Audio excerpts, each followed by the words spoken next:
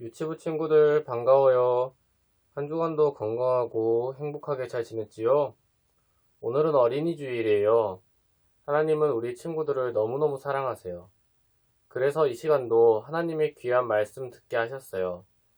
하나님이 기뻐하는 멋진 모습으로 앉아볼까요? 준비됐나요? 기도하고 말씀 들을 거예요. 작은 두 손을 모아서 하나님께 기도합니다. 작은 두 손을 모아서 하나님께 기도합니다. 하나님, 오늘도 하나님께 귀한 예배 드리게 하시니 감사합니다. 어린아이들이 내게 오는 것을 용납하고 막지 말아라 라고 말씀하신 예수님의 사랑을 우리 친구들이 늘 누리며 살아갈 수 있는 은혜를 주세요. 이 시간 말씀 들을 때, 예, 하나님 말씀대로 순종하며 살겠어요 하고 결심하는 우리 유치부 친구들이 될 수 있도록 도와주세요. 예수님의 이름으로 기도합니다. 아멘. 여기 두 나무를 보세요. 한 나무에는 열매가 하나도 없고, 다른 나무에는 열매가 많이 있네요. 왜 그럴까요? 땅에 문제가 있었네요. 열매를 잘 맺으려면 땅이 좋아야 해요. 그리고 물도 있어야 하고 햇빛도 필요해요. 좋은 영양분도 주면 열매를 많이 맺을 거예요. 그런데 잡초가 많이 있으면 좋은 열매를 맺을 수가 없어요. 예수님도 열매를 맺는 좋은 땅에 대해서 말씀해 주셨어요. 우리 함께 말씀 속으로 들어가 볼까요? 말씀 속으로 출발! 예수님은 농부가 씨를 뿌릴 때 씨앗이 떨어지는 여러 종류의 땅에 대해 말씀하셨어요. 농부가 씨앗을 뿌리고 있어요. 씨앗들이 어디로 날아갈까요? 씨앗들은 길가, 돌밭, 또 가시떨기, 좋은 땅에 각각 떨어졌어요. 먼저 씨를 뿌리고 딱딱하게 굳은 길가에 떨어졌어요. 길가에 떨어진 씨앗들은 어떻게 될까요? 딱딱한 땅에 들어갈 수가 없어서 사람들에게 밟히고 또 새들이 날아와서 쪼아 먹었어요. 두 번째로 씨를 뿌리고 돌밭에 떨어진 씨앗들은 흙이 얇아서 깊게 뿌리를 내리지 못했어요. 그래서 싹이 났지만 해가 떠오르니까 타서 뿌리가 없어서 말라버렸어요. 세 번째로 씨를 뿌리고 가시떨기에 떨어진 씨앗들은 처음에는 잘 자랐지만 가시떨기에 눌려서 자라지 못하고 그만 죽어버렸어요. 이처럼 길가에 또 돌밭에 가시떨기에 떨어진 씨앗은요, 열매를 맺지 못했어요. 그런데 마지막으로 씨를 뿌리고 좋은 땅에 떨어진 그 씨앗들은요, 100배, 60배, 30배의 많은 열매를 맺었어요. 예수님은요, 하나님의 말씀을 듣는 사람들의 마음이 이 네 가지 밭과 같다고 하셨어요. 어떤 사람은 길가의 굳은 마음과 같고, 어떤 사람은 돌밭 같은 마음과 같아요. 또 어떤 사람은 가시 떨기 같은 마음과 같고, 어떤 사람은 좋은 마음과 같아요. 하나님의 말씀을 잘 들어야 열매 맺는 친구들이 될 수 있어요. 여러분이 예수님을 믿는 하나님의 자녀라면 따라합니다. 하나님의 말씀을 주의 깊게 듣고 깨달아 순종하겠어요. 그래요.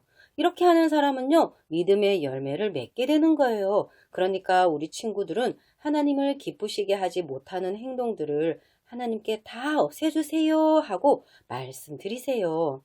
그럼 우리 친구들의 마음은 어떤 밭일까요?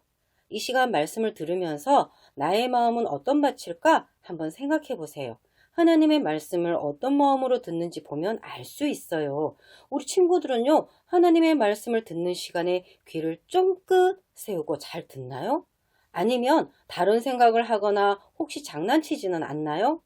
길가에 굳은 마음인 친구는요, 재미없어요, 힘들어요, 안 들을 거예요. 이렇게 하나님의 말씀을 아예 들으려 하지도 않고 관심이 없는 사람이에요. 그렇기 때문에 예수님 말씀을 들어도 믿지 않고 금방 잊어버려요. 두 번째로 우리 친구들 마음이 혹시 돌박 같은 마음일까요? 돌박 같은 마음인 친구는요, 말씀을 들을 때는 믿지만 어려울 때는요, 예수님 믿어서 손해보는 거 나 싫어요. 그러니까 나 예수님 안 믿을 거예요. 이렇게 예수님 믿는 것을 포기하고 믿음을 버리는 사람이에요. 세 번째로 우리 친구들 마음이 혹시 가시떨기와 같은 마음은 아닌가요? 우리 친구들은 성경 말씀을 읽는 것보다도 만화나 게임 같은 것이 더 재미있을 때 있죠.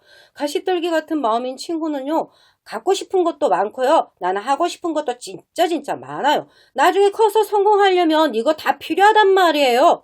하면서 하나님의 말씀을 믿기는 하지만 말씀보다는 더 재밌는 일이 생기면 믿음을 소홀히 하는 사람이에요.